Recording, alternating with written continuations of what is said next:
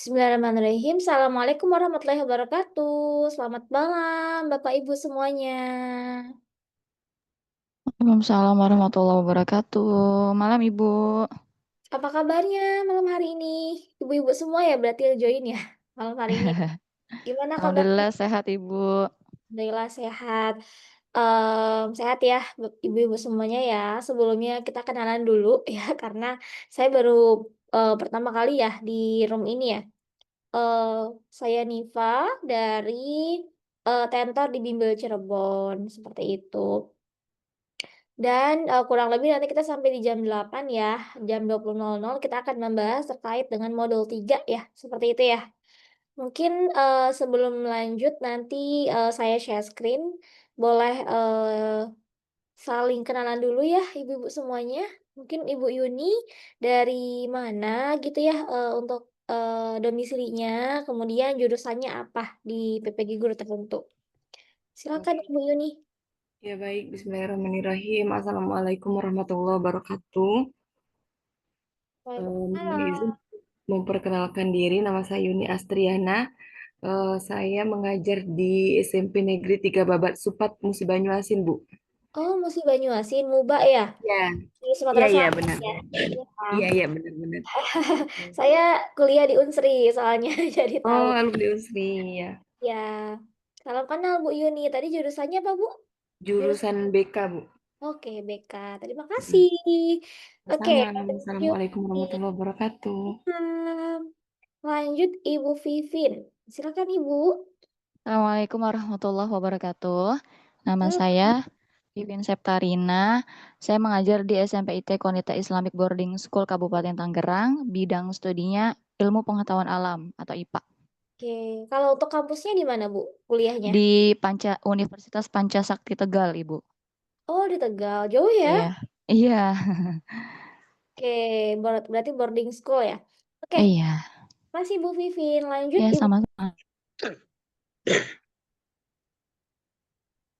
Bu Rina bisa bersuara. Eh, Oke, Bismillahirrahmanirrahim. Assalamualaikum warahmatullahi wabarakatuh. Terdengar suara saya ya? Kedengaran Ibu. Oke, saya Rina Guspita. Saya domisili tinggal di Tangerang Selatan. Cuman hanya saya mengajar di Jakarta Barat. Oke, mengajarnya di Jakbar. Oke, Oke. Jakbar. Mm. Ya. LPTK saya di PGRI Semarang. Oh, PGRI Semarang. Mm-mm. Jurusannya apa Ibu jurusan kuliahnya? Bimbingan dan konseling. Oke, BK berarti sama seperti Ibu BK, Yuni ya? Ah, Ibu Yuni. Iya, oke, terima kasih oke, baik. banyak Bu Rina Ya, terima kasih kembali. sudah berbagi. Kita lanjut ya. Jadi saya izin untuk share screen terlebih dahulu. Ibu-ibu semuanya, sebentar. Ini sepertinya belum terbuka ya. Kan kalau untuk di modul 3 itu kan nanti Bapak Ibu semuanya kan buat apa namanya? Buat ini ya, buat aksi nyata ya seperti itu ya. Nah, ini saya akan berikan contohnya terkait dengan aksi nyatanya itu sendiri seperti itu ya. Yang udah buat siapa mungkin? Ada yang udah buat Bapak Ibu? Untuk di modul 3 aksi nyata? Belum, Ibu. Belum dibuat ya? Kalau misalnya udah dibuat, ada yang udah dibuat, boleh ini aja, boleh langsung di-share, biar nanti kita langsung untuk revisi gitu ya, mana aja yang perlu diperbaiki. Mohon maaf saya salah share screen. Hmm, sebentar ya, ini kenapa masih ada?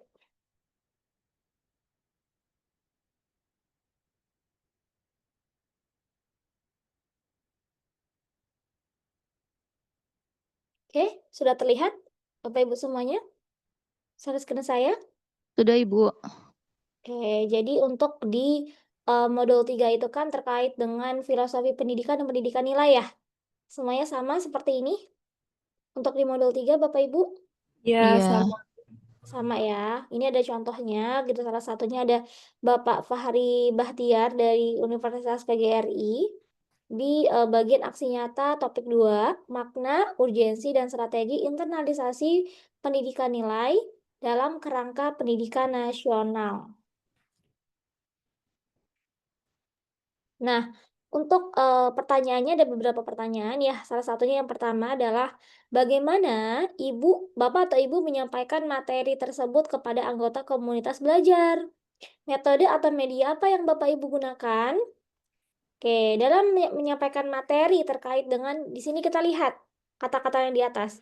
Makna, urgensi, dan strategi internalisasi pendidikan nilai dalam kerangka pendidikan nasional. Kepada siapa? Kepada anggota komunitas belajar. Pendekatan yang digunakan ini bisa pendekatan secara kontekstual, partisipatif, reflektif, agar nilai-nilai tersebut dapat tidak hanya dipahami secara kognitif, tapi juga dihayati dan diimplementasikan dalam kehidupan sehari-hari. Untuk penyampaian materinya, seperti apa? Dalam penyampaian materi, saya menyampaikan materi dengan pendekatan andragogis atau pembelajaran orang dewasa yang menekankan pada pengalaman peserta, diskusi aktif, serta keterkaitan dengan realitas sosial. Untuk metode atau media yang digunakan, ini bisa beberapa metode ya dalam kaitannya terhadap topik yang dibahas.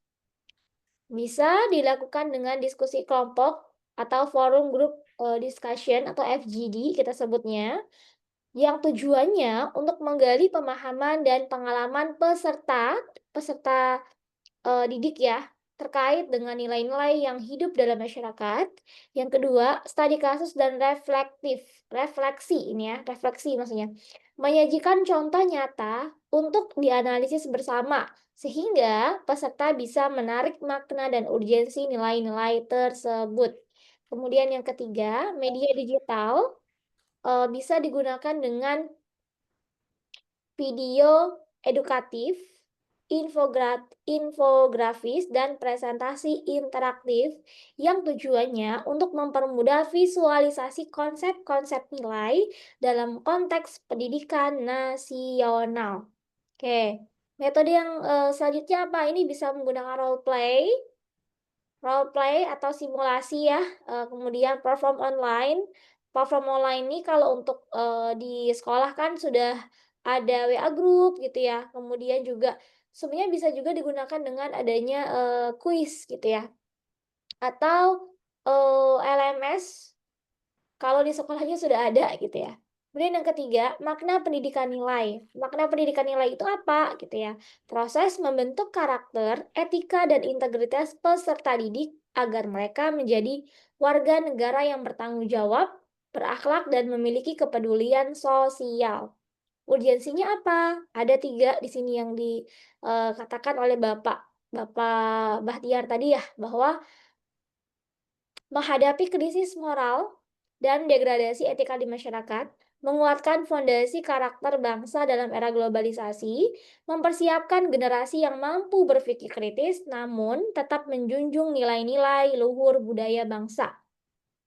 Untuk strategi internalisasinya adalah keteladanan atau modeling, guru dan fasilitator menjadi contoh nyata.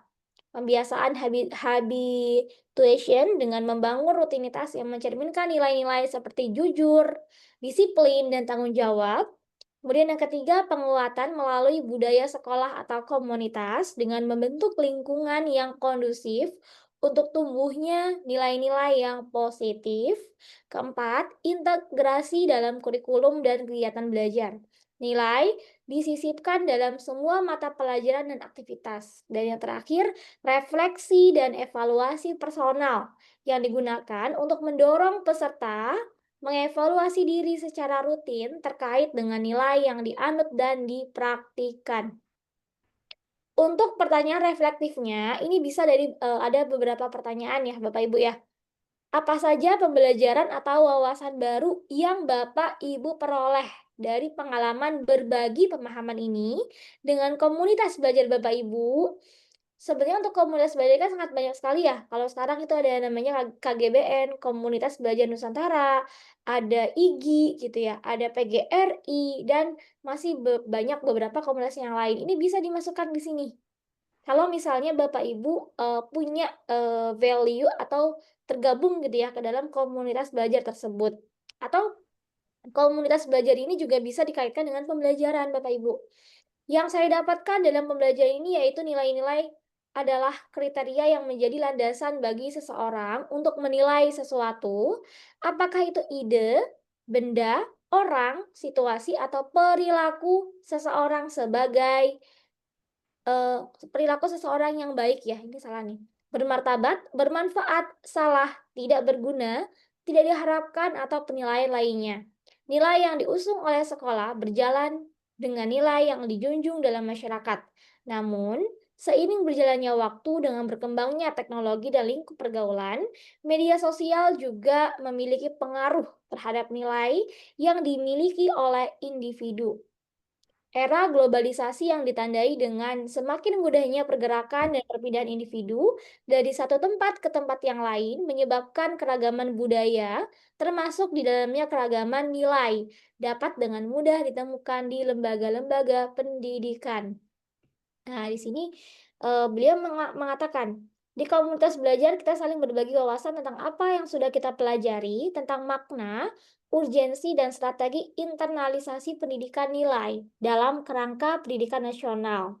Di dalam forum saya menempatkan sebagai teman sejawat, bukan sebagai narasumber. Oke, perannya Bapak ini sebagai teman sejawat ya, bukan untuk narasumber. Sehingga pada saat berbagi wawasan, kita saling melengkapi kepada seluruh anggota forum. Kemudian, tantangan apa saja yang Bapak Ibu hadapi saat berbagi pemahaman ini? Bagaimana Bapak Ibu mengatasinya? Oke, Mbak Bahtiar ini mengatakan untuk tantangannya yang dihadapi adalah pada saat sesi berbagi. Oke. Ada proses berbagi pengalaman ya di sini ya. Ada guru yang tidak mau mengalah dalam menyampaikan pendapat, beliau merasa paling benar. Sedangkan dalam forum bertujuan untuk mencari solusi dari permasalahan yang ada. Oke, sehingga diberi jalan tengah yaitu win solution-nya. Win solution itu adalah kira-kira apa ya yang bisa memberikan benefit untuk A dan untuk B. Artinya saling menguntungkan gitu ya, bahwa strategi internalisasi pendidikan nilai dan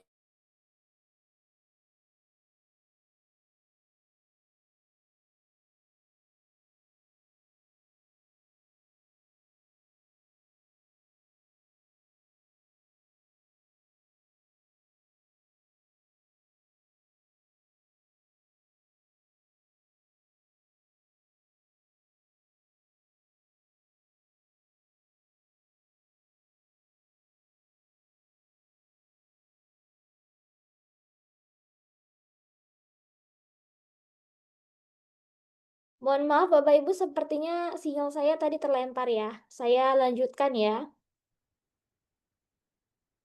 Oke, tadi sampai di poin kedua di tantangan yang dihadapi ya tadi ya. Di sini beliau mengatakan bahwa ketika keluar kalimat tersebut, maka pandangan guru yang tidak mau mengalah dengan egonya bisa ditahan dan berpikir dengan baik, dapat menjadi contoh yang baik sesuai dengan semboyan Tuturi Handayani yang artinya adalah membimbing dari belakang dengan memberikan dorongan dan semangat. Selain itu, saya juga sempat merasakan keraguan diri, takut apa yang saya sampaikan tidak sesuai dengan harapan atau kurang bermanfaat bagi peserta. Namun, setelah melihat adanya tanggapan positif dan diskusi yang berkembang, saya belajar bahwa keberanian berbagi adalah langkah awal untuk tumbuh secara bersama. Nah, ini adalah salah satu contoh Bapak Ibu ya dari aksi nyata di topik 2 yang berkaitan dengan makna, urgensi, dan strategi internalisasi pendidikan nilai dalam kerangka pendidikan nasional. Oke, ini lanjut lagi ada umpan balik ya. Umpan balik ini yang disampaikan oleh Pak Hoirudin dari SMPS Al Asyari.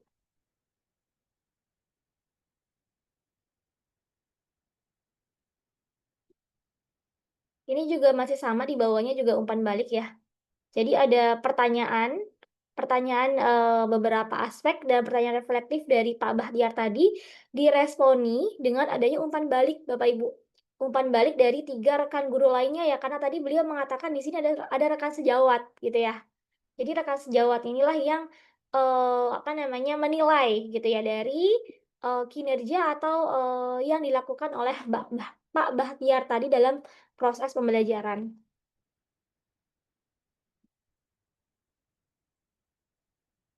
Salah satunya umpan balik menurut Pak Hoirudin. Beliau mengatakan, saya sangat mengapresiasi keberanian dan keterbukaan yang ditunjukkan dalam kegiatan berbagi pengalaman ini. Materi yang disampaikan tidak hanya informatif, tetapi juga relevan dengan situasi yang kami hadapi di lapangan.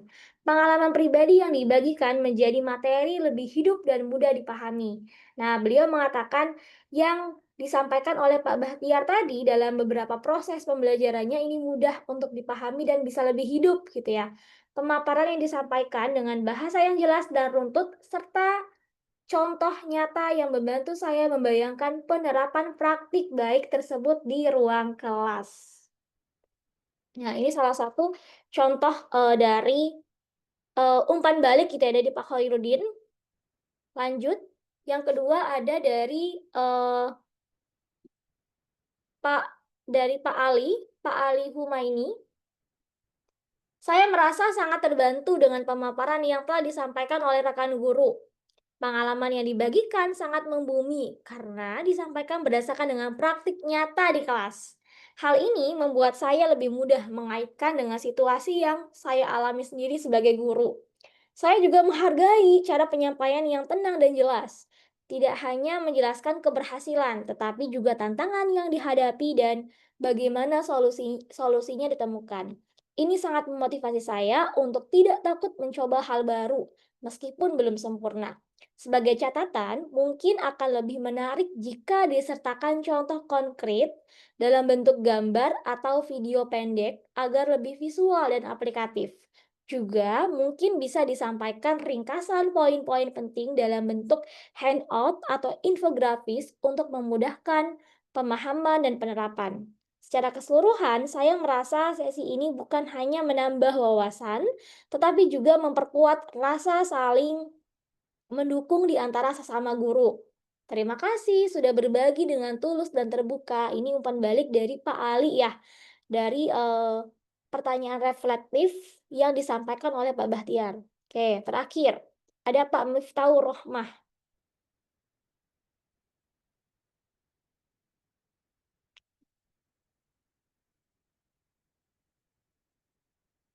Selanjutnya, menurut Pak Miftahur Rohmah, yang disampaikan oleh Pak Bahtiar tadi dalam pertanyaan reflektifnya adalah terima kasih atas berbagi pengalamannya yang inspiratif, penyampaiannya jelas, runtut, dan mudah untuk dipahami.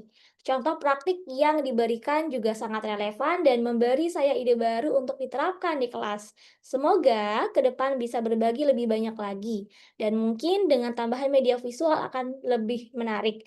Nah, ini menurut pandangan dari beberapa rekan guru yang lainnya dalam umpan balik gitu ya, yang ada pada pertanyaan reflektif yang disampaikan oleh Mbak Bahtiar di modul yang ketiga. Oke, sampai di sini sebelum nanti kita lanjut ke contoh yang lain, Bapak Ibu, apakah ada yang mau ditanyakan di materi di contoh yang pertama ini? Silakan. Barangkali sudah ada yang buat kerangkanya, Bapak Ibu? Udah ada belum yang sudah buat di modul 3?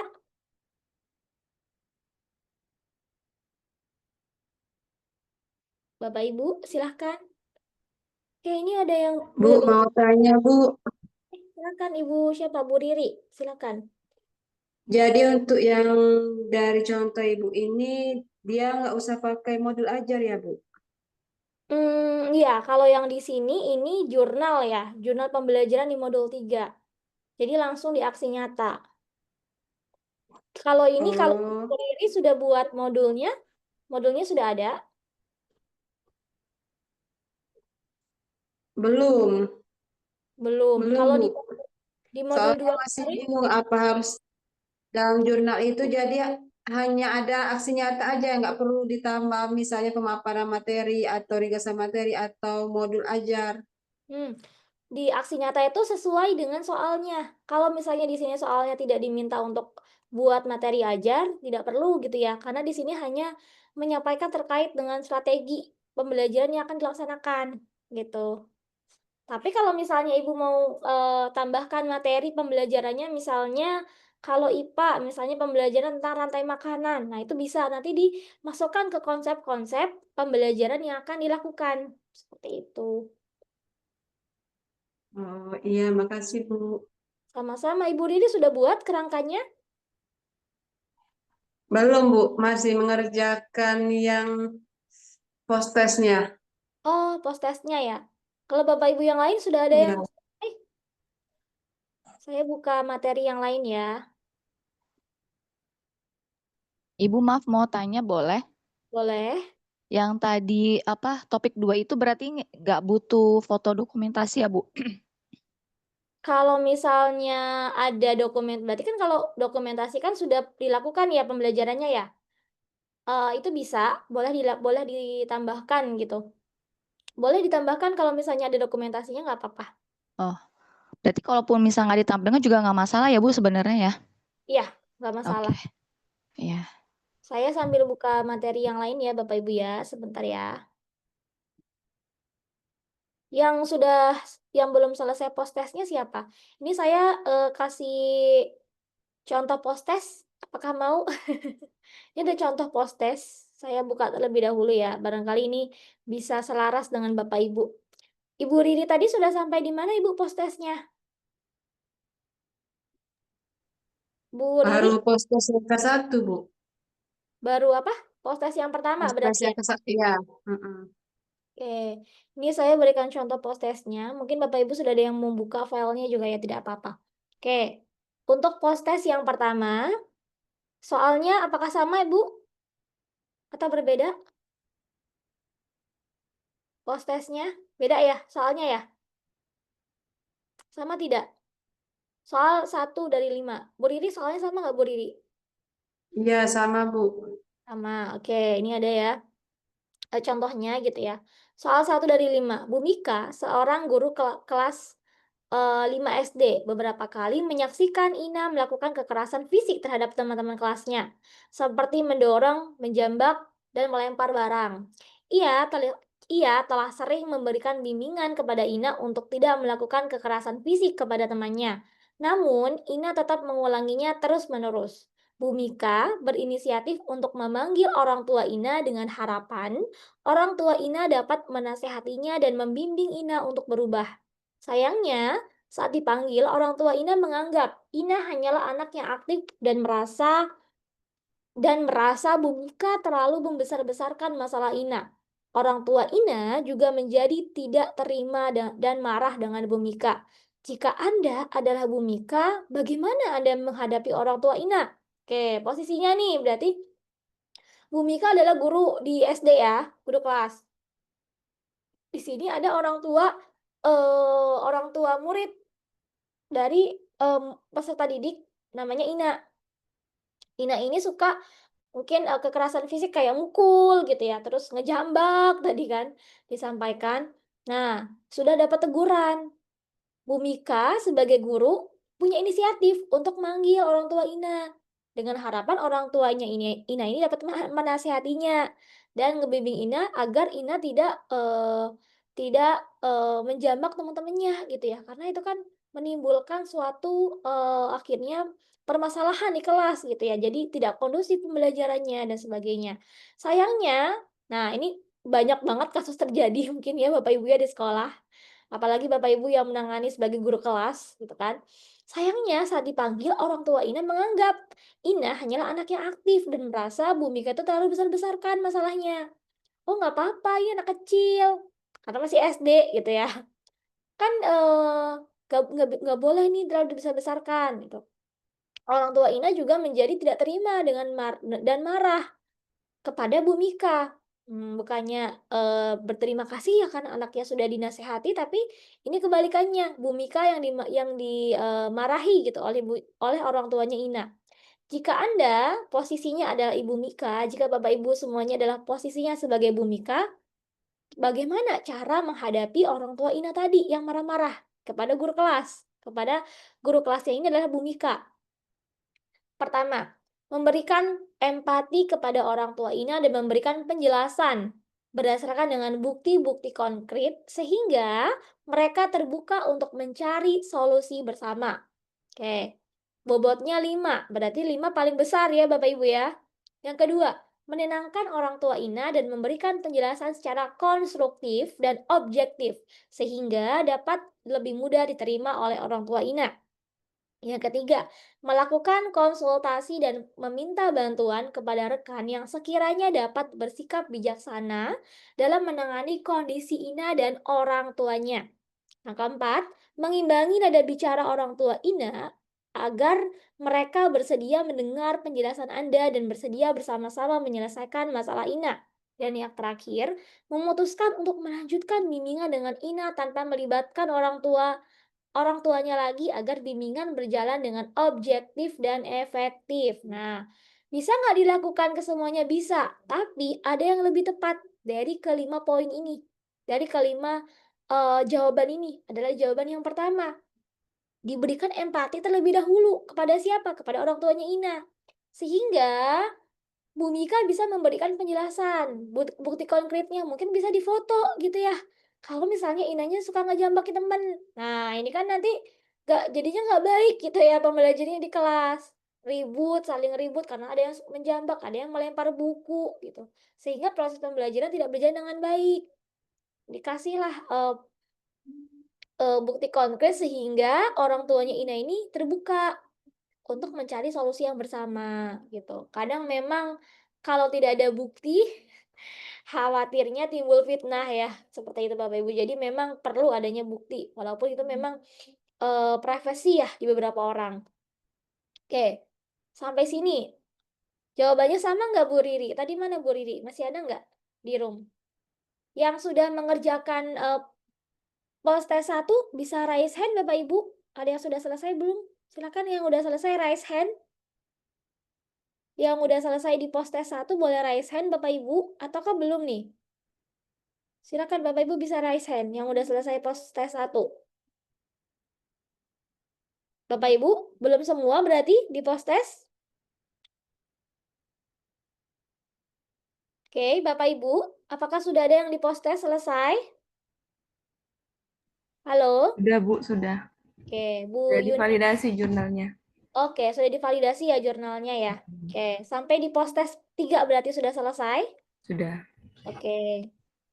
Nah, yang belum selesai ini bisa dijadikan sebagai panduan ya Bapak Ibu ya.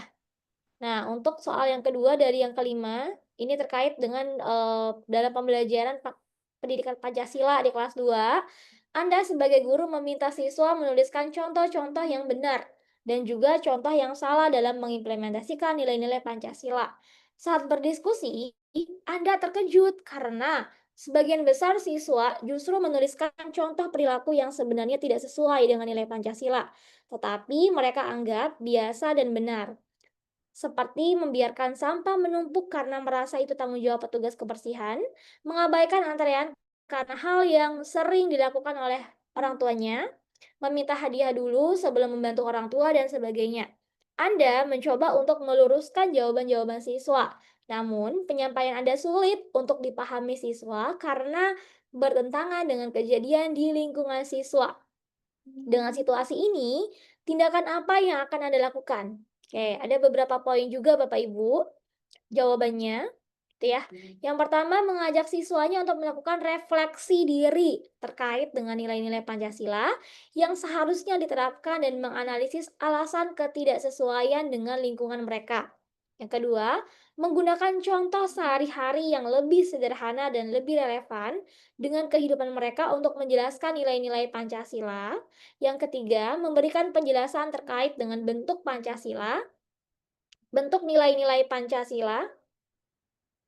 Oke, Bu Yuni mati lampu ya? Nggak apa-apa Bu Yuni, kalau misalnya masih bisa Zoom, tetap Zoom aja, tapi nggak usah nyalain kamera, nggak apa-apa ya. Khawatir nanti sinyalnya terputus. Oke, poin yang kedua, menggunakan contoh kesehari-hari yang lebih sederhana dan lebih relevan dengan kehidupan mereka untuk menjelaskan nilai-nilai Pancasila.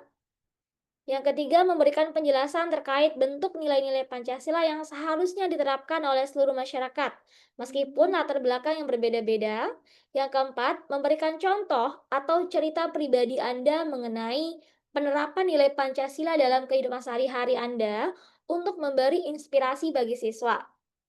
Dan yang terakhir, meminta para siswa untuk mengikuti penerapan nilai-nilai Pancasila sesuai yang Anda jelaskan dan tidak mengikuti penerapan nilai-nilai Pancasila di lingkungannya. Nah, oke, poinnya sama seperti di atas ya. Poin bobot yang paling atas adalah di poin yang kelima.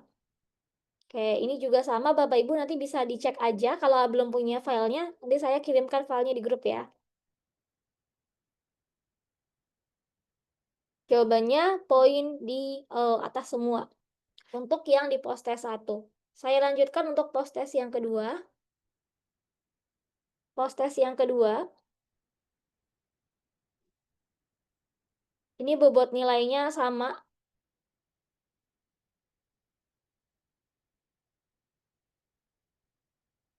Dan terakhir di pos-tes yang ketiga, nanti sambil disimak aja ya, biar malam ini kita lanjutkan di contoh yang modul 3 tadi. Ini pos-tes 3 sama ya dengan pos-tes 1. Ada yang sama soalnya.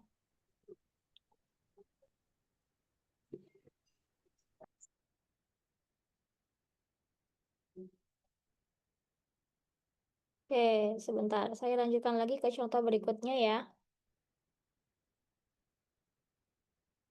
Nah, ini contohnya Bapak Ibu, kelihatan kan? Di aksi nyata topik 1. Topik 1 sudah selesai belum? Ada yang sudah selesai kah? Tadi kita topik 2 ya? Yang mulai tadi ya?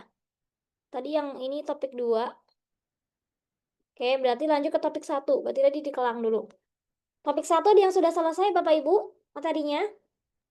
Belum, Ibu. Belum. Oke, saya jelaskan di topik 1 ya. Ini sebenarnya bisa jadi contoh. Nanti ketika Bapak Ibu ngisi di ininya di LMS-nya gitu ya. Nah, untuk aksi nyata topik 1. Filsafat Pancasila dan pemikiran Ki Hajar Dewantara sebagai landasan pendidikan nasional. Oh, ada yang masih di modul 2, Ibu Amanda. Nanti bisa dikejar ya, Ibu ya. Besok mumpung hari Minggu libur nih, jadi bisa dikejar ya. Selesai ya. Oke, soalnya bagaimana rancangan pembelajaran yang Bapak Ibu susun secara konkret mewujudkan prinsip pembelajaran yang berpusat pada peserta didik. Nah, berarti pembelajaran yang berpusat pada siswa nih ya.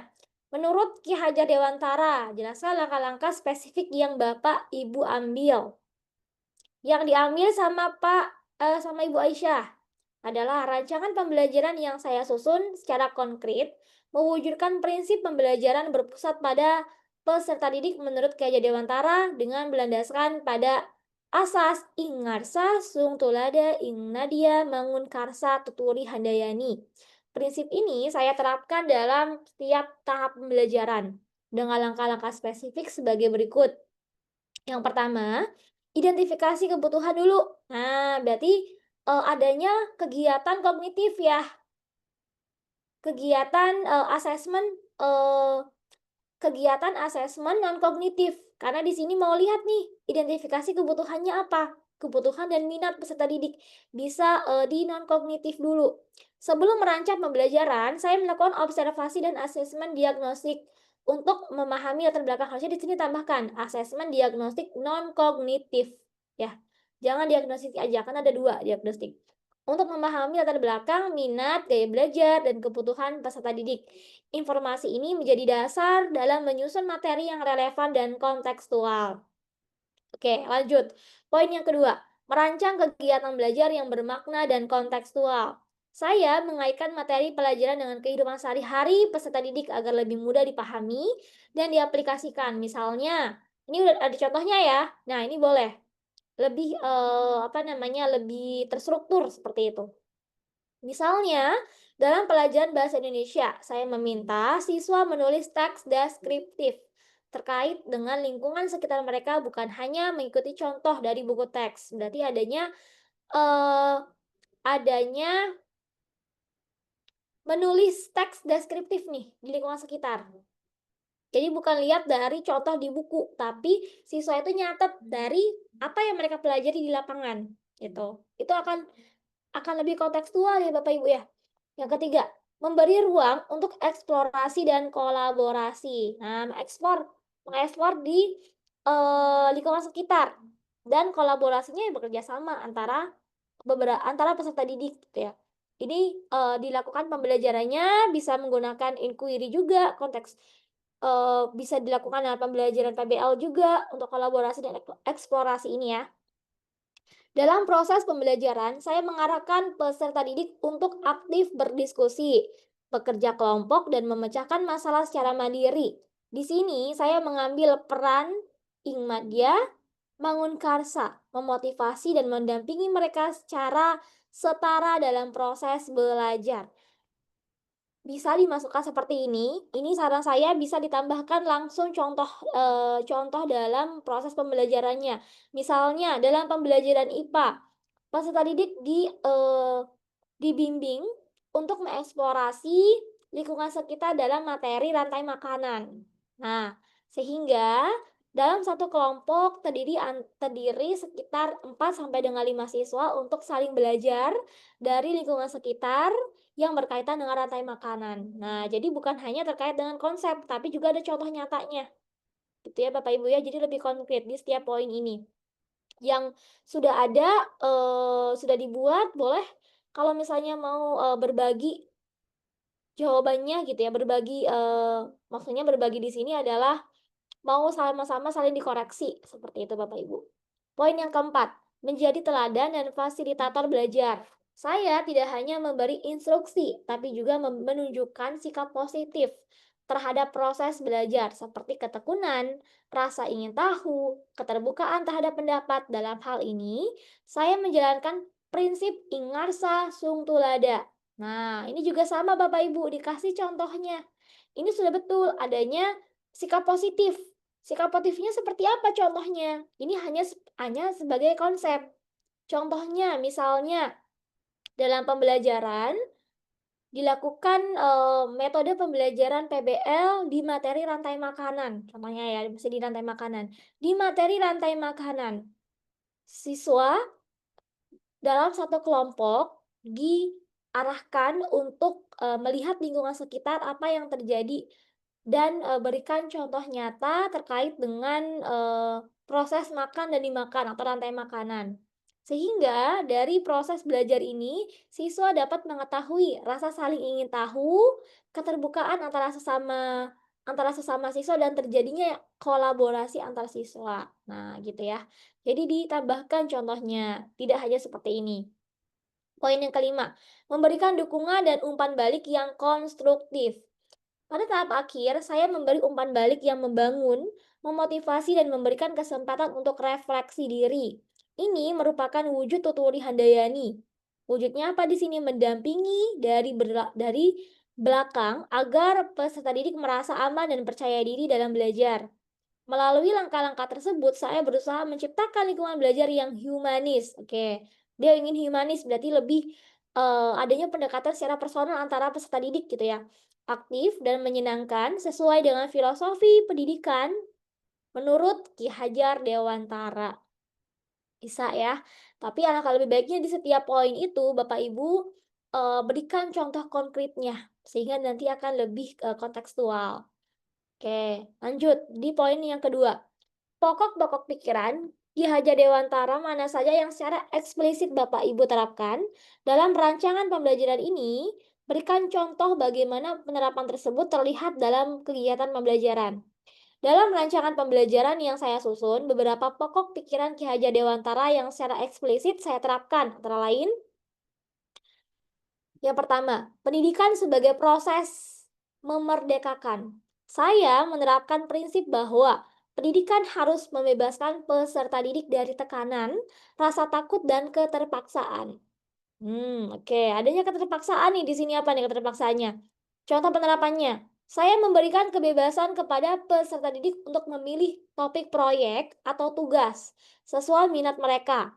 Misalnya, dalam tugas menulis esai atau membuat presentasi, hal ini memberi ruang bagi mereka untuk berekspresi dan bertanggung jawab atas pilihannya. Oke, ini bisa penerapannya ya, karena proses memerdekakan. Bisa juga ditambahkan langsung dengan materinya. Seperti contohnya di rantai makanan, siswanya diarahkan untuk membuat presentasi terkait dengan rantai makanan. Tuh, itu bisa ditambahkan Bapak Ibu ya, materi apa yang akan dipelajari di pembelajaran tersebut. Yang kedua, anak sebagai subjek, bukan objek pendidikan. Harusnya di sini bukan anak, tapi peserta didik. Ya, karena sudah mengarahnya ke sekolah, itu namanya peserta didik sebagai subjek, bukan objek pendidikan. Saya menempatkan peserta didik sebagai pusat kegiatan belajar, bukan sekedar penerima materi. Contoh penerapannya adalah saya menggunakan pendekatan PBL dan diskusi kelompok, di mana siswa dilibatkan aktif dalam mencari solusi, bertanya, dan menyampaikan pendapat. Guru bertindak sebagai fasilitator, bukan satu-satunya sumber pengetahuan.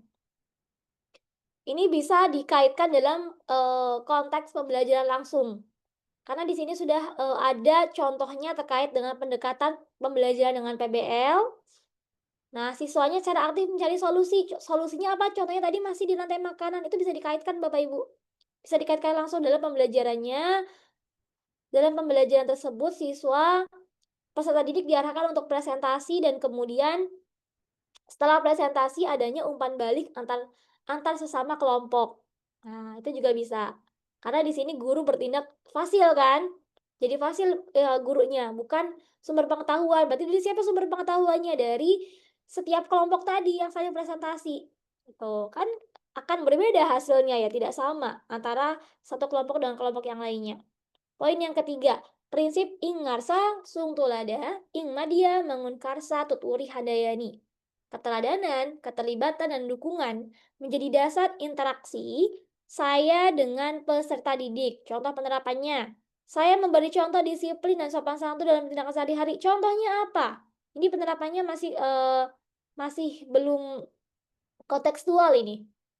Misalnya, contoh penerapannya, saya memberikan contoh disiplin dan sopan santun dalam ketika pembelajaran belum dimulai. Jadi, siswa diarahkan untuk salam tangan, kemudian juga membaca, diberikan semangat gitu ya, ketika pembelajaran, di awal pembelajaran. Nah, ini juga contohnya, kalau misalnya hanya contoh disiplin, ini contohnya apa? Belum kontekstual ini ya. Yang kedua, saya berada di tengah siswa saat kegiatan kolaboratif, mendorong ide dan semangat mereka. Ini bisa dicontohkan, tapi langsung ditambahin aja di sini, karena di sini ada kegiatan kolaboratif. Ditambahkan misalnya, sebagai guru, saya berada di tengah peserta didik, menjadi fasilitator. Tadi kalau di tengah fasil ya, menjadi fasilitator pada saat kegiatan pembelajaran di materi rantai makanan secara berkelompok sehingga adanya kegiatan kolaboratif yang dapat mendorong ide dan semangat antar peserta didik. Nah, jadi lebih di jawabannya tidak singkat seperti ini ya, tapi diberikan contoh nyatanya gitu. Yang terakhir, saya memberikan motivasi dan bimbingan saat siswa merasa kesulitan tanpa menggurui. Nah, ini juga sama. Tidak hanya seperti ini, tapi ditambahkan misalnya siswa yang merasa kesulitan tentang tentang proses terjadinya rantai makanan antara konsumen 1 dan konsumen 2. Nah, dikasih contohnya gitu ya.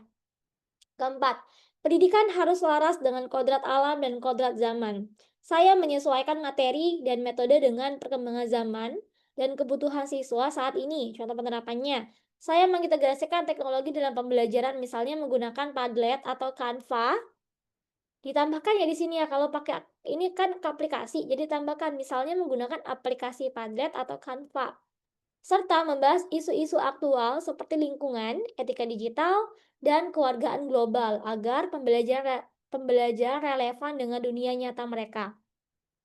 Dengan menerapkan pokok-pokok pikiran ini, saya berusaha menciptakan pembelajaran yang bermakna, menyenangkan, dan memberdayakan siswa sesuai dengan semangat pendidikan Ki Hajar Dewantara. Oke, lanjut. Yang ketiga,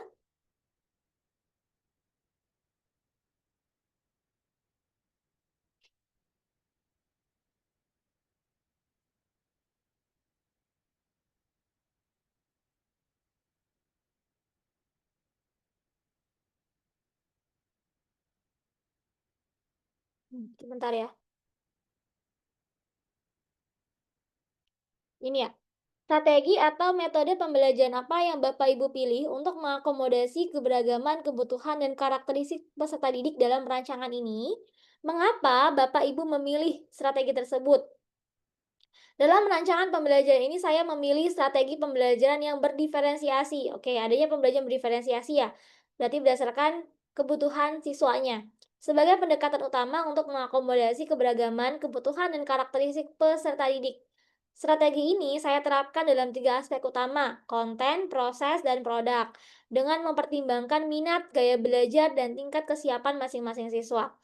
Alasan memilih strategi ini.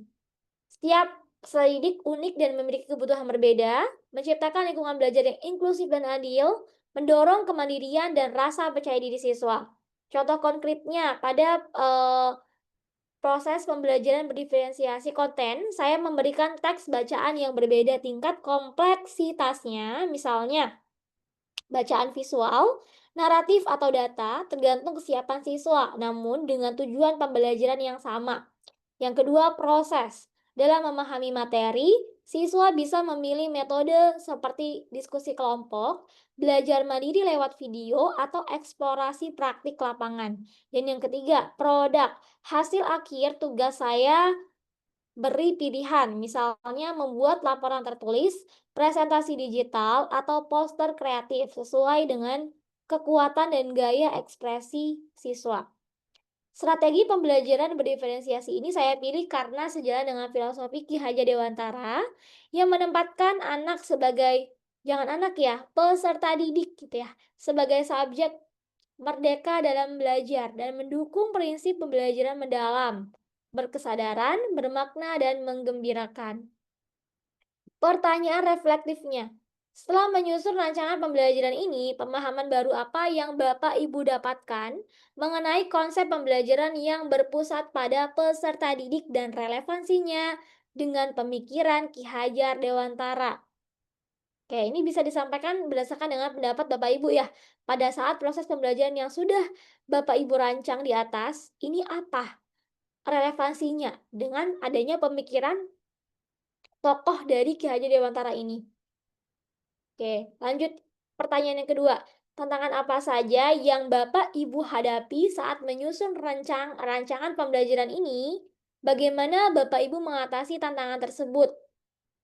Dalam proses menyusun rancangan pembelajaran yang berpusat pada peserta didik sesuai dengan pemikiran Ki Hajar Dewantara, saya menghadapi beberapa tantangan utama. Yang pertama, di sini ada keberagaman karakteristik peserta didik.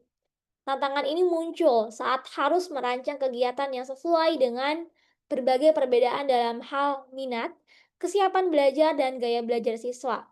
Cara mengatasinya, saya mengatasinya dengan menerapkan strategi pembelajaran berdiferensiasi. Oke, berdiferensiasi ya karena di atasnya tadi sudah berdiferensiasi, yakni menyusun aktivitas alternatif berdasarkan dengan tingkat kemampuan dan preferensi siswa, serta menyediakan pilihan dalam cara mereka menyelesaikan tugas, visual, tertulis, atau lisan. Yang kedua, keterbatasan waktu dalam perencanaan. Merancang pembelajaran yang benar-benar berpusat pada siswa membutuhkan waktu dan perhatian lebih dibandingkan dengan pembelajaran konvensional. Cara mengatasinya saya membuat template perencanaan yang fleksibel dan dapat disesuaikan untuk berbagai topik, serta mulai menyusun rancangan secara bertahap agar tidak menumpuk pada satu waktu. Yang ketiga, kesulitan menyelaraskan prinsip Ki Hajar Dewantara dengan tuntutan kurikulum. Oke, ada tantangannya ya yang beliau sampaikan. Seringkali ada tekanan untuk mengejar target kurikulum dan penilaian yang berorientasi hasil. Oke. Penilaiannya berorientasi pada hasil, yang terkadang bertentangan dengan prinsip pembelajaran yang memerdekakan. Cara mengatasinya, saya mencari titik temu antara kompetensi dasar dan nilai-nilai filosofi pendidikan Ki Hajar Dewantara. Ini kurang ya. Misalnya dengan mengintegrasikan proyek berbasis nilai yang tetap memenuhi indikator capaian belajar. 4. Kurangnya referensi atau contoh praktik nyata. Terkadang sulit menemukan model pembelajaran yang benar-benar mencerminkan filosofi Ki Hajar Dewantara dalam konteks kelas saya. Cara mengatasinya, saya memperluas referensi dari berbagai sumber, mengikuti pelatihan atau komunitas belajar, dan melakukan refleksi dari pengalaman mengajar sendiri untuk terus menyempurnakan rancangan. Dengan menghadapi tantangan-tantangan ini, saya semakin memahami bahwa pembelajaran yang berpusat pada peserta didik memang membutuhkan proses, komitmen, dan kreativitas. Namun, hasilnya sepadan dengan tumbuhnya siswa yang lebih merdeka, percaya diri, dan bertanggung jawab dalam belajar. Poin yang ketiga, bagaimana rancangan pembelajaran yang Bapak Ibu susun ini dapat berkontribusi pada peningkatan kualitas pembelajaran di kelas Bapak atau Ibu? Rancangan pembelajaran yang saya susun ini berkontribusi secara nyata terhadap peningkatan kualitas pembelajaran. Oke, salah satunya dapat meningkatkan partisipasi aktif peserta didik. Di sini kalau misalnya Bapak Ibu punya satu konsep pembelajaran saja kayak rantai makanan tadi bisa dimasukkan ya.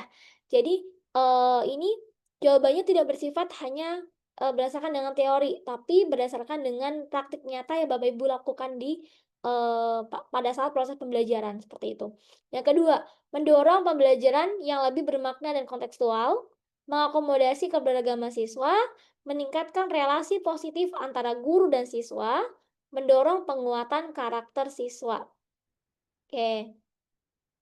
Umpan baliknya ini belum disampaikan sama Bu Airin ya. Oke, lanjut di yang berikutnya. Ini sama ya Bapak Ibu, ini masih di bagian topik 2 yang pertama kali saya sampaikan, tapi ini berbeda ya. Berbeda pandangannya atau penilaiannya berbeda. Oke, sampai di 1 dan 2. Apakah ada yang mau ditanyakan? Tadi di 1 dulu. Di sini. Bapak Ibu, di aksi nyata topik 1 ada yang mau ditanyakan sampai di sini?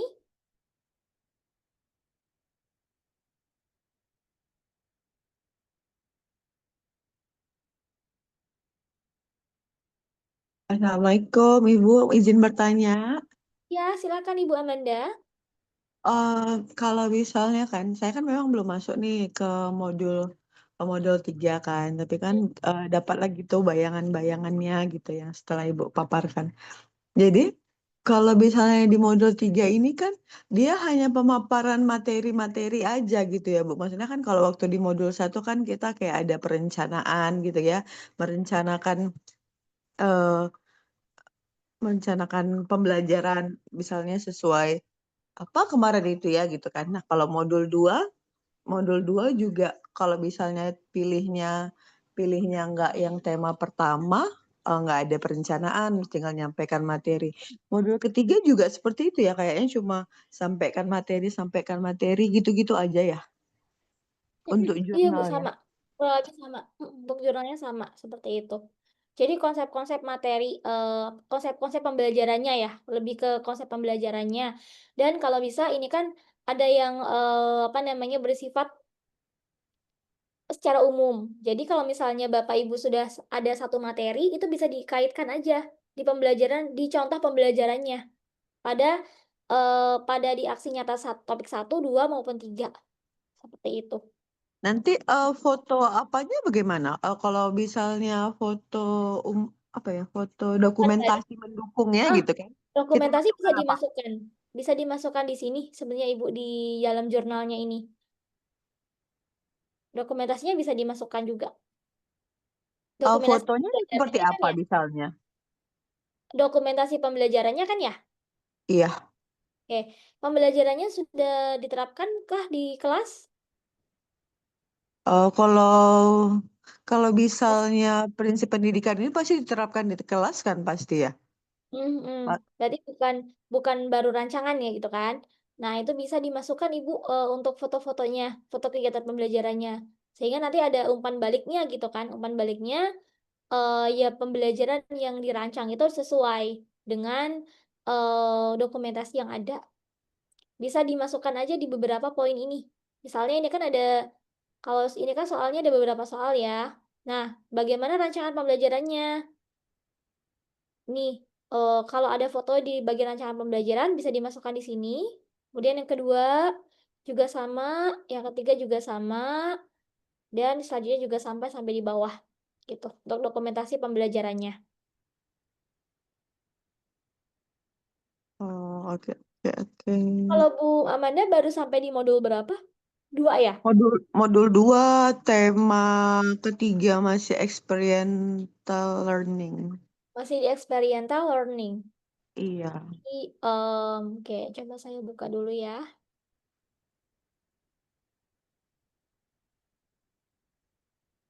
Saya masih di experiential learning.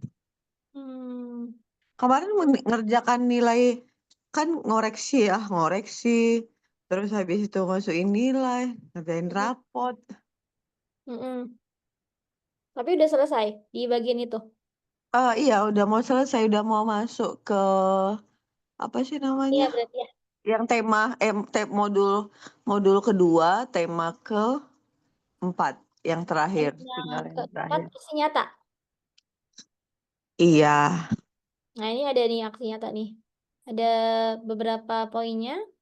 Rencana sesuai dengan apa yang telah Anda demonstrasikan. Sama soalnya Ibu.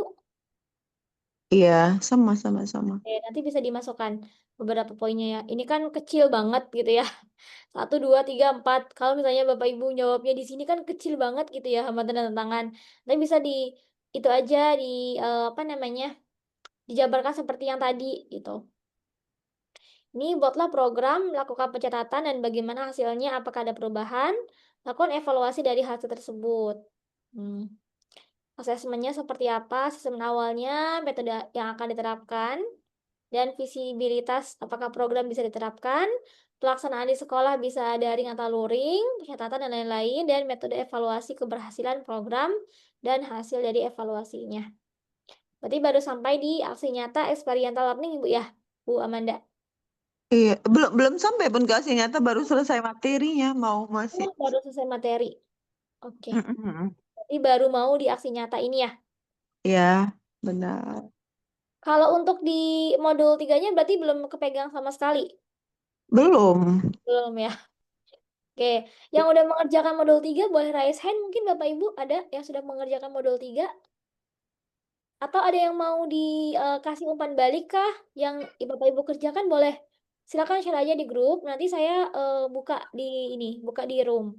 Ada yang mau tidak? Iya Dikoreksi. mau Bu. Oh, oke, silakan Bu Bu, Riri. itu mau tanya ya. Kan Boleh. banyak yang saya ditemui di media sosial itu seperti TikTok. Itu kan yang topik 3, modul 3, topik yang ketiga itu tentang etika guru, Top kode 3. etik guru, Ya, kode iya, kode etik guru. guru. Ha-ha. Nah, di situ kan banyak saya temukan itu membuat sebuah gambaran atau poster. Itu harus atau gimana, Bu? Membuat gambaran atau sebenarnya di itu lagi Bu, disesuaikan sama pembelajarannya. Pembelajarannya harus poster apa enggak? Atau bisa yang lain media pembelajarannya. Gitu. Untuk poster itu kan berarti kan masuknya ke PJBL ya kan? Bisa jadi PJBL juga. Itu disesuaikan lagi sama metode yang digunakannya apa. Gitu. Bukan, Bu, bukan seperti itu maksudnya. Boleh di Yang 10, misalnya 10 kode etik guru itu dijadikan Oh, poster. oke. Nah, kayak gitu nah, Bu. Oh, oke. Saya temuin di TikTok itu. Oh, oke. Berarti ada ininya, ada apa namanya desainnya gitu ya? Iya, iya, Oke. Bu. Ah, itu boleh kalau misalnya ibu mau buat seperti itu. Kalau misalnya apa namanya mau dibuat poster, tapi kalau misalnya ibu buat seperti ini juga nggak apa-apa. Jadi apa namanya dijabarkan di, di yang poin 1, 2, 3 sampai ke 10 gitu. Itu bisa. Kalau misalnya mau buat Poster. Jadi dari pertanyaan-pertanyaan inilah yang nantinya ada di poster seperti itu kan. Media promosinya apa gitu yang dipilih. Tapi kalau misalnya mau dijabarkan seperti ini juga nggak apa-apa. Kan kembali lagi ke isi materi, ke isi dari kode etik gurunya apa gitu. Bu Riri mau di ini kan mungkin udah selesai topik 3-nya. Kok hilang Bu Riri kemana? Sinyal Bu Riri Pratiwi Iya, Bu. mau dilihat, mau dikoreksi bareng-bareng. Belum sampai ke situ. Maksudnya masih mikir kerangkanya yang mau dibuat di topik 3 itu apa aja. Kalau topik 2-nya udah selesai. Hah? Yang topik 2 udah selesai, topik 2. Ya, topik 2 baru selesaiin. Nah, masuk ke topik 3. Rencana mau ambil topik 3, Bu. Oke, topik 2 mau dikoreksi kah atau gimana? Atau kita lanjut ke topik 3? Lanjut ke topik 3 aja, Bu. Oke, lanjut ke topik 3 ya. Untuk Ya. topik 3, kode etik guru, apakah perilaku guru sebagai pendidik perlu diatur? Oke, kode etik guru, balik lagi kode etik guru. Pertama, media promosi atau audio visual apa saja yang Bapak Ibu gunakan untuk mempromosikan kode etik guru di lingkungan kerja Bapak Ibu. Mengapa Bapak Ibu memilih media tersebut? Nah, ini medianya apa yang digunakan? Bisa tadi poster, bisa video gitu ya. Bisa bentuknya adalah flyer. Nah, misalnya contohnya. Media promosi yang saya pilih untuk mempromosikan kode etik di lingkungan kerja. Nah, beliau menggunakan poster edukatif. Poster ini saya desain secara visual menarik dengan penggunaan warna-warna yang tegas, namun tidak mencolok, serta menyertakan ilustrasi situasi yang menggambarkan praktik penerapan kode etik guru dalam keseharian.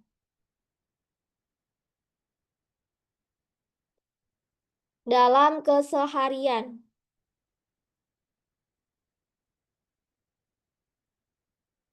Kontennya disusun secara ringkas, mencakup prinsip-prinsip dasar seperti tanggung jawab profesional, sikap terhadap peserta didik, rekan sejawat, serta masyarakat.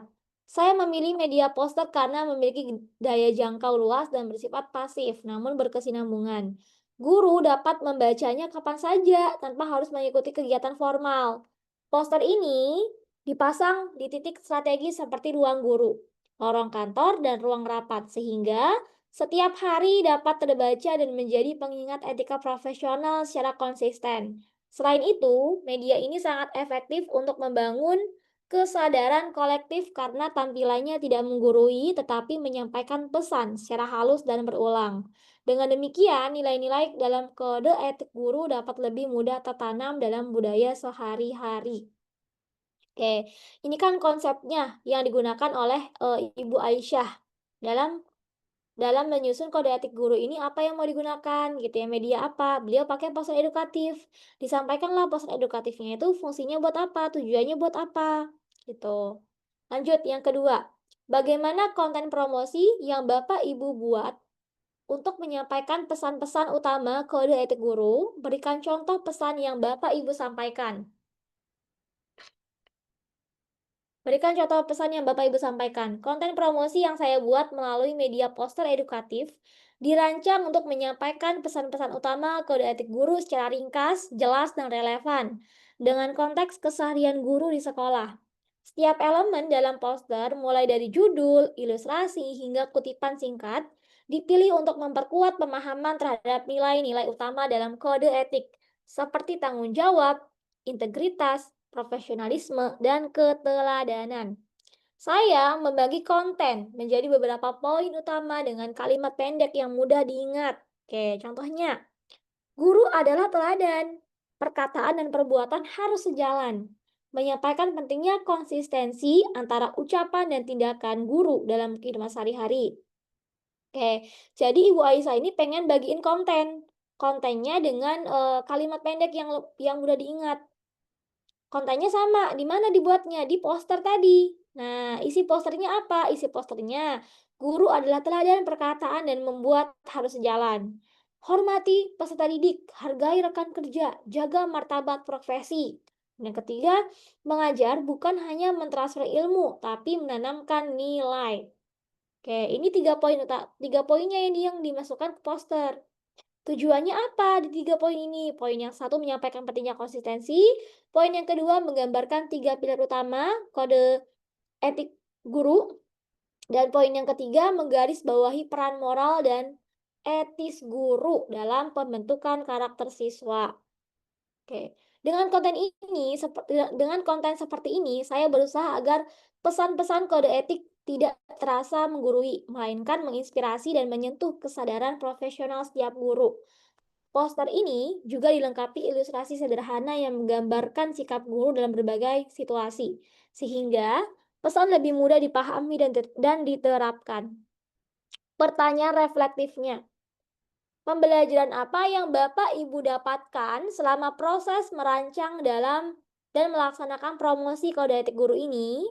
Selama proses merancang dan melaksanakan promosi kode etik guru, saya memperoleh pembelajaran yang sangat berarti.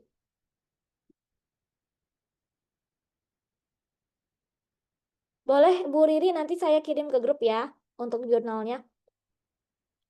Salah satu hal utama yang saya pelajari adalah bahwa menyampaikan nilai bukan hanya soal isi. Nah, ini masuk ke pertanyaan reflektif. Kalau yang tadi, di poin 1 dan poin 2, Bapak Ibu tuh pengen buat kode etik, gitu ya.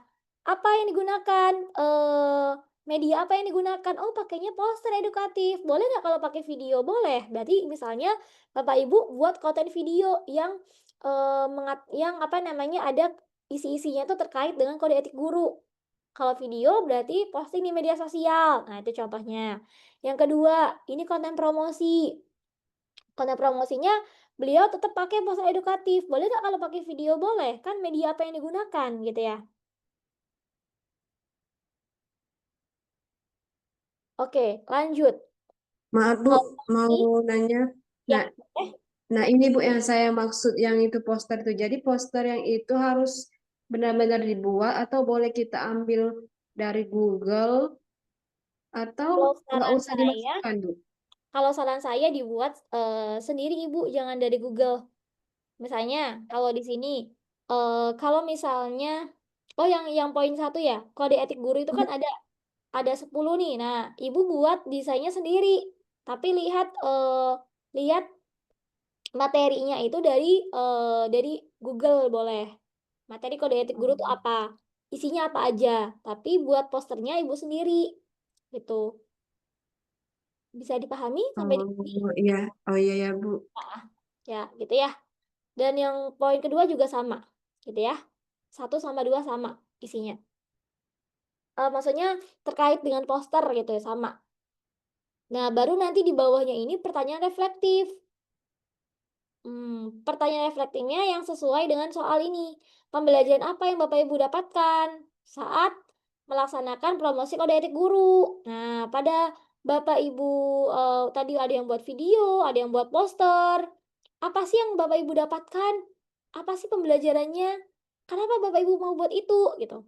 Salah satunya Bapak Ibu bisa mempelajari bahwa menyampaikan nilai bukan hanya soal isi, tapi juga caranya. Saya menyadari bahwa meskipun isi kode etik telah lama ada, cara kita menyampaikan secara komunikatif dan kontekstual sangat menentukan sejauh mana pesan itu bisa dipahami dan diterima oleh rekan sejawat.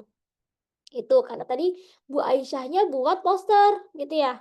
Kalau buat video, boleh nggak? Boleh kalau mau buat video. Berarti Bapak Ibu nanti buat medianya video. Upload di media sosial, contohnya gitu ya. Atau misalnya poster aja boleh nggak? Boleh. Saya juga belajar pentingnya melibatkan empati dan kreativitas dalam proses promosi.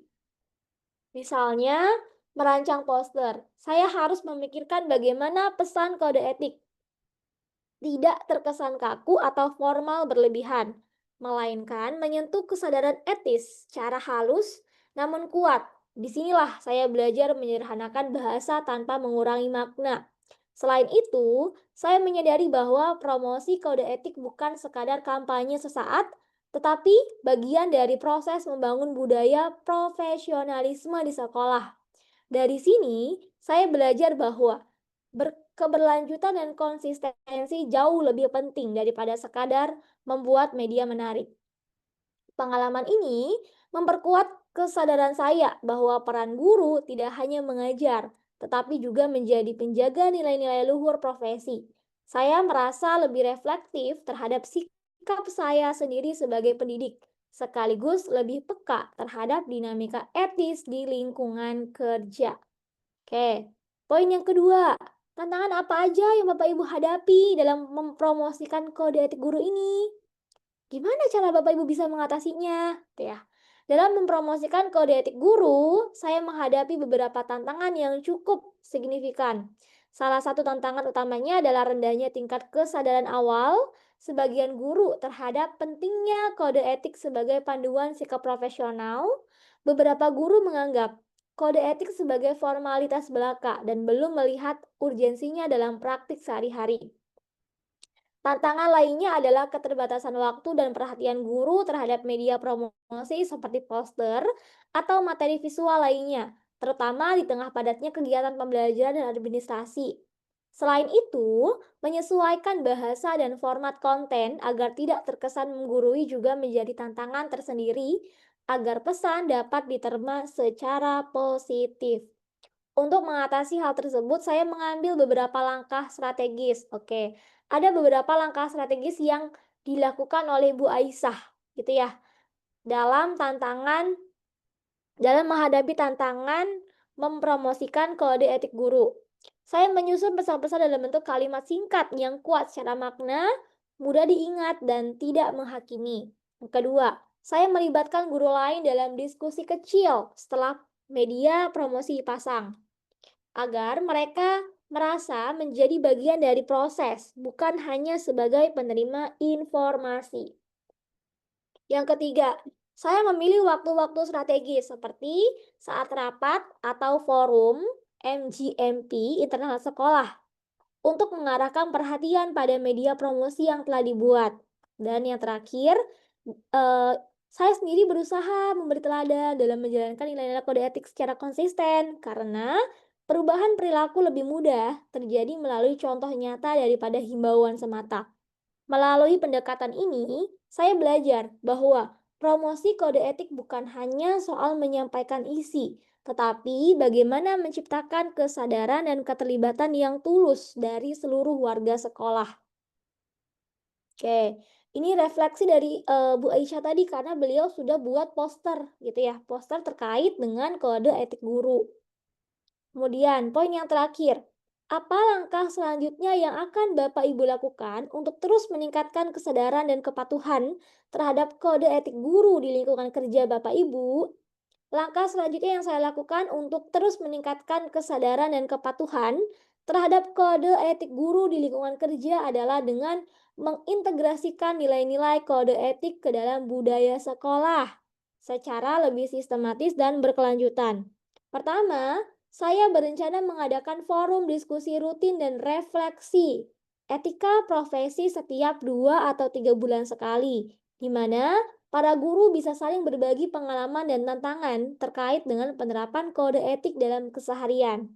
Forum ini akan mendorong kesadaran bersama bahwa etika bukan hanya tanggung jawab individu, tetapi juga bagian dari ekosistem profesional yang saling menguatkan. Kedua, saya akan mengembangkan etika harian dalam bentuk kutipan singkat atau pesan motivasi etis yang ditampilkan di papan pengumuman atau grup WhatsApp guru. Pesan-pesan ini bertujuan menjadi pengingat ringan namun konsisten agar nilai-nilai profesionalisme tetap terjaga. Ketiga, saya akan mendorong pembinaan berbasis keteladanan baik melalui diri sendiri maupun mendorong rekan guru yang telah menunjukkan kepatuhan tinggi terhadap kode etik untuk menjadi panutan bagi guru lainnya, terutama guru muda atau guru baru. Terakhir, saya akan menyarankan kepada pimpinan sekolah untuk memasuki evaluasi penerapan kode etik ke dalam indikator penilaian kinerja guru, bukan dalam bentuk hukuman, tetapi sebagai bahan refleksi dan perbaikan berkelanjutan. Langkah-langkah ini diharapkan dapat menciptakan kesadaran kolektif dan budaya profesional yang menjadikan kode etik sebagai bagian dari identitas kerja, bukan sekadar aturan formal. Nah, umpan baliknya yang disampaikan ini yang dilakukan oleh Ibu Aisyah ya. Bu Aisyah, umpan baliknya apa? Tuh, ada dari Ibu Airin, nanti dari Ibu Riri, misalnya dari Ibu Ida, gitu dan sebagainya. Seperti itu Bapak Ibu. Jadi sebenarnya di beberapa konsep-konsep ini, kalau ini kan ada guru itu kan di apa namanya ada proses gitu ya, ada beberapa proses belajar. Salah satunya memanusiakan hubungan, memahami konsep, memilih tantangan dan membangun keberlanjutan. Nah, ini dari beberapa pertanyaan poin-poin yang ini adalah Bapak Ibu tuh sudah menerapkan gimana caranya Bapak Ibu bisa menerapkan beberapa konsep tadi. Ada di sini memilih tantangan. Memilih tantangannya karena Bapak Ibu membuat poster. Membuat poster terkait dengan kode etik guru. Tantangannya apa? Tantangannya mungkin pada saat pembuatan medianya. Ada eh, ada ada apa namanya kesulitan gitu ya dalam membuat medianya. Dalam hal promosi, promosi biasanya posternya Bapak Ibu kan akan di share gitu ya di media sosial. Contohnya, poster yang Bapak Ibu buat akan di-share di media sosial dan itu akan menjadi tantangan juga buat Bapak Ibu. Mungkin ada yang komen kah, ada yang share gitu ya. Nah, tapi itu juga salah satu contoh atau penerapan dari bagaimana Bapak Ibu nantinya bisa saling mengingatkan gitu ya terkait dengan kode etik guru. Mungkin ada yang belum tahu kode etik guru itu apa aja isinya, sehingga Bapak Ibu guru yang punya kelebihan dalam membuat konten ataupun materi itu bisa di-share sehingga akan membuat guru-guru yang lainnya menjadi termotivasi. Oke, sampai di sini ada yang mau ditanyakan? Sampai di modul 3 bagian aksi nyata topik 3 Bapak Ibu. Tadi kita sudah sampai pertama itu di aksi nyata topik 1, filsafat Pancasila ya. Ini bisa dikaitkan Bapak Ibu sama pembelajaran Bapak Ibu ya. Jadi nggak harus seperti ini isinya, tapi disesuaikan dengan materi pembelajaran. Kan ada yang dari BK tadi ya, Bu siapa tadi yang dari BK? Bu Maida ya? Atau siapa ya? Saya lupa. Oh, ada Bu Mutmainah dari BK. Proses belajarnya di sini juga dikaitkan aja sama pembelajaran bimbingan konseling. Di pembelajaran IPA contohnya lebih banyak observasi gitu ya, lebih banyak melihat keadaan lingkungan sekitar. Contohnya di materi rantai makanan. Nanti bisa diselipkan contoh-contoh penerapannya di sini gitu ya. Ada Bu Vivin ya yang tadi IPA ya. Mungkin Bapak Ibu yang Bu Ida dari jurusan apa Bu Ida? Bu Ida bisa on mic? Bu Ida? Oke. Kalau Bu Riri tadi jurusan apa Bu Riri? Bu Riri Pratiwi? PGSD, Bu. Oke, PGSD. Bu Amanda dari apa Bu jurusannya? Bahasa Indonesia SMP. Bahasa Indonesia SMP. Oke, kalau Bu Mutmainah ini bimbingan konseling, Bu Rina Gusvita dari apa Bu Rina? Bu Rina, jurusannya apa Bu Rina? Belum bisa on mic. Oke, Pak Hendriansyah. Saya dari BK, Ibu. Oke, dari Rina. BK. Berarti Eh, sama seperti Bu Mutmainah ya. Terima kasih Bu Iya, Rina. Bu. Ya, Pak sama-sama. Henry, Pak Henry dari mana? Ini Pak, bahasa Inggris Bu. Oh, oke, bahasa Inggris. Kalau yang terakhir iPhone ini siapa ya? Oh iya, saya Halimah, Bu. Oke, Ibu Halimah dari jurusan apa? Kimia. Kimia. Jadi beberapa ini kan beda-beda ya jurusannya, ada yang PGSD, IPA, Bahasa Indonesia, Kimia, dan ada juga bimbingan konseling. Untuk kan di sini ada penerapannya, Bapak Ibu ya. Contoh penerapannya itu disesuaikan dengan materi, dengan pembelajaran yang akan Bapak Ibu sampaikan di kelas, gitu. Jadi disesuaikan aja kalau BK berkaitan dengan membimbing siswa. Mungkin ada yang siswa yang bermasalah gitu ya. Nah, nanti bisa dimasukkan. Kalau untuk beberapa jurusan yang lainnya seperti PGSD, kemudian bahasa Inggris, kimia, dan juga bahasa Indonesia, itu dikaitkan aja sama proses belajarnya. Misalnya dimasukkan tentang materi konfigurasi elektron, misalnya di kimia. Nah, nanti bisa dikasih contoh penerapannya, gitu Ibu Halimah ya. Kalau untuk IPA juga tadi sudah saya contohkan. Kalau untuk PGSD, Bu Bu Riri tadi ya. Bu Riri kalau untuk PGSD eh, bisa dimasukkan kelasnya ya. Kelasnya juga bisa dan lebih baiknya ada fase. Ada setiap fasenya, fase A, B atau C gitu.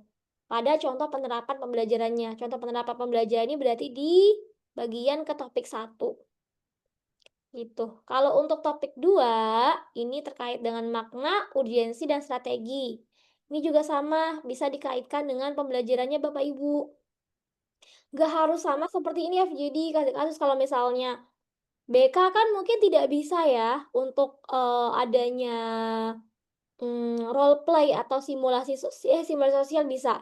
Adanya ini, penggunaan platform online untuk pembelajaran, kan bukan, tapi lebih ke heart to heart antara siswa dengan siswa misalnya. Jadi Bapak Ibu lakukanlah media media pembelajaran atau strategi apa yang bisa mengasah keterampilan siswanya dalam belajar.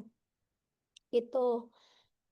Kalau untuk topik 3 tadi terkait dengan kode etik guru, berarti Bapak Ibu nanti bisa buat poster, video, atau buat apa ya, buat gambar. Gambar itu kan poster ya atau flyer ya. Oke. Seperti ini Bapak Ibu, sampai sini ada yang mau ditanyakan?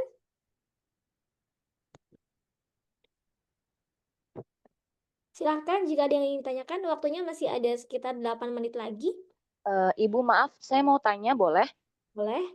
Oke, jadi yang di topik 1 Bu yang mengenai pemikiran Ki Hajar Dewantara tadi ya. Nah, saya tuh pernah lihat ada yang bikin pemikiran Ki Hajar Dewantara itu diimplementasikan ke dalam modul ajar, Bu. Nah, kalau seperti itu bisa ya, Bu ya? Berarti. Bisa Oh, dikaitkan di modul ajarnya. berarti kita tetap bikin modul ajar terus nanti dimasukkan gitu ya, Bu ya? Ya, Pemikiran-pemikiran yang tadi. pemikirannya. Tapi dikaitkan dengan materinya, Bu ya, Bu Oh iya, Vivin ya. dengan materi ya, Bu. Baik. Ya, penting itu sebenarnya eh yang kita buat di materi itu dikaitkan dengan teori dari Ki Hajar Dewantara gitu. Pemikiran dari Ki Hajar Dewantara itu dimasukkan ke dalam pembelajaran. Tapi balik lagi ke isi materinya, tuh ya. Ya, Kalau baik ini Ibu. kan, gitu. Bisa dipahami ya, Bu Vivin ya? Ya, bisa Ibu. Oke, lanjut Bapak Ibu yang lain, ada yang mau ditanyakan? Silahkan, kita refleksi. Jika tidak ada, saya stop share dulu. Kita lanjut ke refleksi ya. Oke, refleksi dari Bu Vivin dulu mungkin. Waktunya masih ada 5 menit. Silahkan Ibu Vivin, refleksi dari pembelajaran di malam hari ini.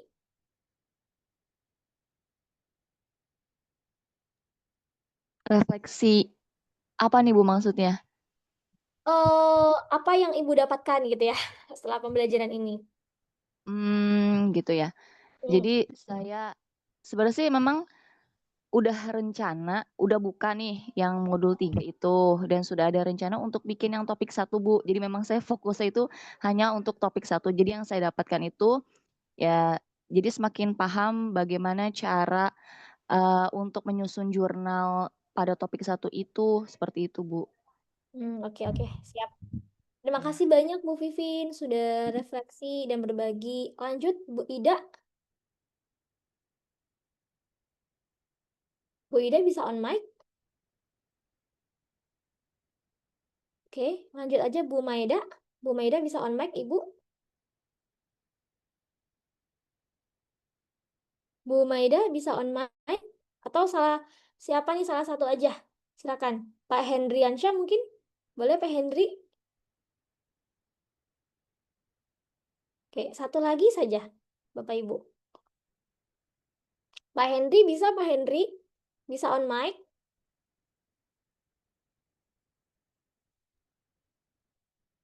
Pak Henry. Baik Bu, Oke. ya ini untuk pembelajaran malam ini yang saya ambil, mungkin aku salah apa benar ini ya. Untuk topik satunya ini aksi nyatanya ini merancang pembelajaran Bu ya. Mm-mm. Dan untuk topik duanya ini kalau tidak salah ini di dalam modul itu tentang komunitas belajar atau diskusi dengan teman sejawat aksi nyatanya Bu. Betul, betul. Mm-mm. Terus ya topik tiganya ini membuat poster. Iya. Mm-mm. Tentang Nah, kode etik. berarti benar Bu ya? Ya, Ya, kalau dia betul. membuat poster tentang kode etik tadi Bu. Ya.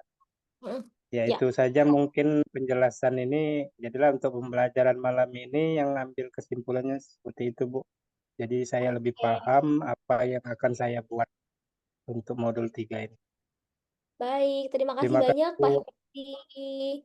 Bu Ya. Vivin, kita boleh foto bersama terlebih dahulu Bapak Ibu. Boleh on cam sebentar aja 1 menit. Oke, silakan on cam Bapak Ibu. Kita foto bersama dulu ya. Biar ada kenang-kenangan.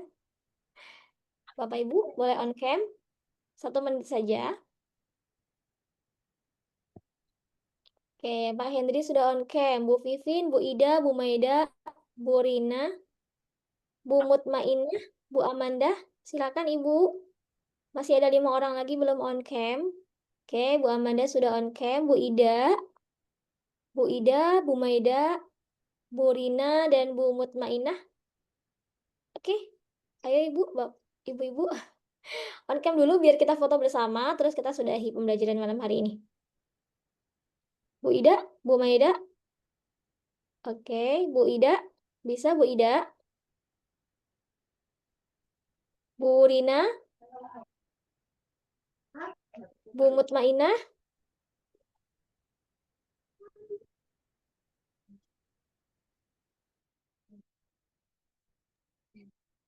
Bu Mutmainah, oke. Tinggal 2 orang lagi nih yang belum on cam. Ya, kita on cam dulu ya.